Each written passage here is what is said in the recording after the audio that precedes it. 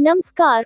Uttar Pradesh auto loader संयुक्त कल्याण समिति ने भरी हुंकार, लड़ाई रहेगी अनवरत जारी। कानपुर उत्तर प्रदेश में ऑटो लोडर संयुक्त कल्याण समिति रजिस्टर के पदाधिकारी ने बताया कि सोमवार से गांधी प्रतिमा माल रोड पर सरकार के द्वारा हल्के वाहनों व कार टैक्सी वालों पर मुफ्त टैक्स जमा योजना लागू कर दी गई थी। इसके विरोध में संस्था के द्वारा साधारण अनशन क्रमिक बात न सुनी जाने पर संस्था के द्वारा आमरण अनशन पर बैठने का निर्णय लिया गया था। इसके लिए प्रशासन से अनुमति प्रदान करने के लिए प्रार्थना पत्र दिया था, जिस पर आश्वासन भी दिया गया था। उन्होंने बताया, परमिशन देने से मना कर दिया गया और कहा गया कि सरकार के विरोध किसी प्रकार के अनशन या धरने के लिए कोई परमिशन नहीं दी जाएगी। इसके बाद कानपुर संभागीय परिवहन ऑफिस सर्वोदय नगर में आरटीओ राकेंद्र सिंह से बात करवा कर बोला, आप इनको ज्ञापन दे दीजिए, ये सरकार की तानाशाही है जो हम जैसे लोगों को अपनी बात रखने का भी अधिकार नहीं है। साथ ही पदाधिकारियों ने बताया कि दिनांक 2/6/26 को दोपहर 12 बजे आरटीओ कार्यालय में ज्ञापन सौंपेंगे। देखिए खास खबर संवाददाता सागर गुप्ता की कानपुर से। आपके सामने है जो आपकी मांग। मैं राजीव जायसवाल, उत्तर प्रदेश ऑटो लोडर प्रदेश अध्यक्ष। हमारी मांग सरकार से कुछ नहीं है। सरकार तो इतना हम लोगों पर खुद ही दे देती है कि हम लोग को सोच ही नहीं पाते हैं कि कहाँ रखें और कहाँ क्या करें। सरकार से मांग नहीं, सरकार द्वारा जो हमारे प्रधानमंत्री जी हैं, सरकार को दिखाना चाहते हैं कि हम इतना खजाना ले आए हैं, इतना मतलब हमारे पास धन है कि हम 500 बस खरीद सकते हैं। मगर ये गरीब से जो उगा के खरीद रहे हैं, हम ये चाहते हैं ये ना हो।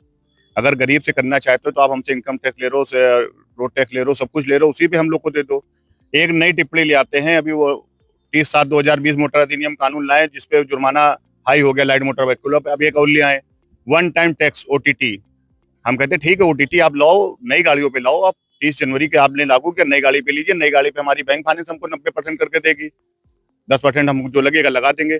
आज की डेट में गाड़ी वाला 1 लाख रुपए कहाँ से टैक्स जमा करे, 1-1.5 लाख कहाँ जमा करे, वो कैसे अपनी रोजी रोटी पालेगा। आप टैक्स की वजह से आपने नियम लगा रखा है, गाड़ी की फिटनेस नहीं हो पा रही है। फिटनेस नहीं होगी तो गाड़ी हम चलाएंगे रोड पे कहाँ, गाड़ी हमारी किस्त कहाँ से हम देंगे। तो सरकार से हमारी ये मांग है कि 30 जनवरी के पहले की जो ओटीटी है उसको आप कैंसिल करें। वो जैसे हम लोग क्वार्टरली जमा करते थे बस वो जमा करें। मैं राजू जायसवाल, उत्तर प्रदेश ऑटो लोडर संयुक्त कल्याण समिति। जैसा कि आप लोग सभी आयुक्त, पूर्वी आयुक्त साहब के यहाँ हम लोग उपस्थित हुए थे, सब जगह अपना ज्ञापन अपनी संस्था की पीड़ा को बताते हुए किसी भी विभाग में, परिवहन विभाग के कानून में जू नहीं देखती, सभी मीडिया कर्मी इस बात से अवगत हैं। आज हम लोग आंदोलन के लिए तहत मतलब एक तरह से आमरण अनशन के लिए बैठे हुए थे। अनशन हमारे हिंदुस्तान की सबसे बड़ी शक्ति है कि जब आदमी को कहीं से निराशा लगती है तो एकमात्र रास्ता बचता है अनशन का। उस अनशन के लिए पूर्वी महोदय के पास हम लोग आए कि साहब हम लोग को परमिशन दे दीजिए, शांतिपूर्ण ढंग से हम लोग अपनी बात को शासन तक पहुंचाना चाहते हैं।